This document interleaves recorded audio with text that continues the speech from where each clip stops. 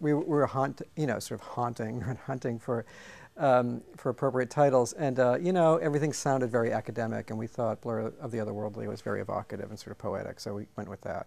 There's a long history in art of using painting, sculpture, etc., to try to, certainly, paintings of heaven or otherworldly, and so we wanted to see how new technologies and contemporary artists are, updating that tradition, and what new forms of, and how the new forms and new technologies affect the way that the otherworldly is imagined.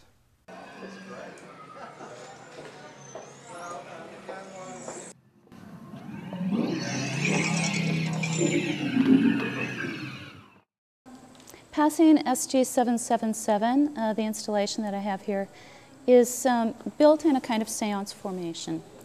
And that means that we have a circle where people can sit and look at these mobile devices, but also use those mobile devices as a means of communication with each other through Bluetooth technology, or passing images and other kinds of files that get collected on these devices, both files that I put there that are part of the narrative, but also ones that get added on and built as people sit in the space, in the little seance space.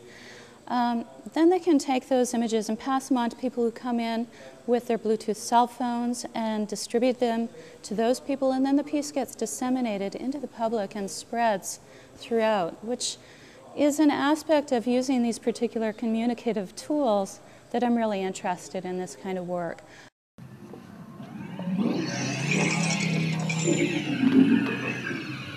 This piece is called Transmissions from Beyond, and it uses video and also an automated page-turning mechanism in which a book turns its own pages with the help of some timers and fans. The image of the book is picked up on a very cheap and, it's a very small and cheap video camera, black and white video camera, that's then sends the signal to another part of the exhibition space.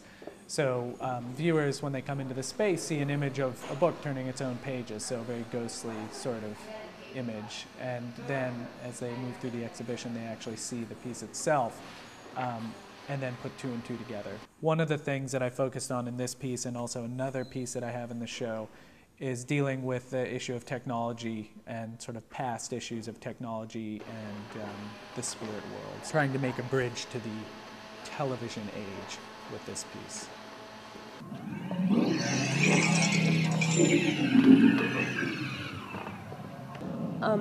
A lot of my pieces have to do with the body and living things, and I think that there's a lot of interest in things that we would take for granted. For example, everyone has experiences with plants.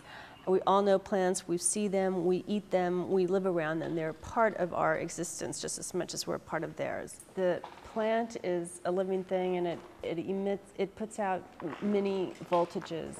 And these are medical sensors that are attached to the leaves of the plant, and they track any kind of physiological response of the plant to what's happening in the gallery. So if someone's walking by really fast, like the director just did, the plant will respond accordingly. And there's a sonic representation, a musical representation of what the plant is experiencing.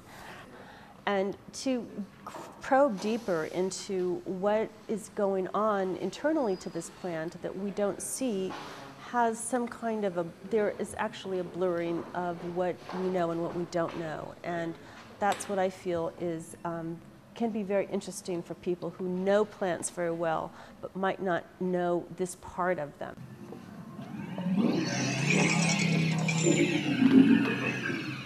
I came to UMBC 4 years ago, and one of the things that really impressed me about the Visual Arts Department was the Center for Art and Visual Culture. They're doing world-class shows with a relatively small staff. They have a curator named Maurice Berger, who I think he curates 1 or 2 shows, or every other year.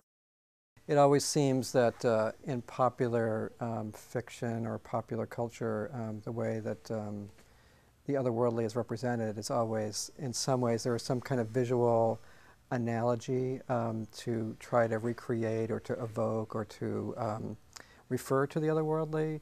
You know, sometimes it's sort of vignetting around the edges of a frame. Sometimes it's sort of blurriness or some kind of like multiple image or some kind of, you know, the image splits or twists or, you know, somehow shifts as if to pass through some kind of invisible barrier, to signify passing through some invisible barrier to, you know, enter that other world.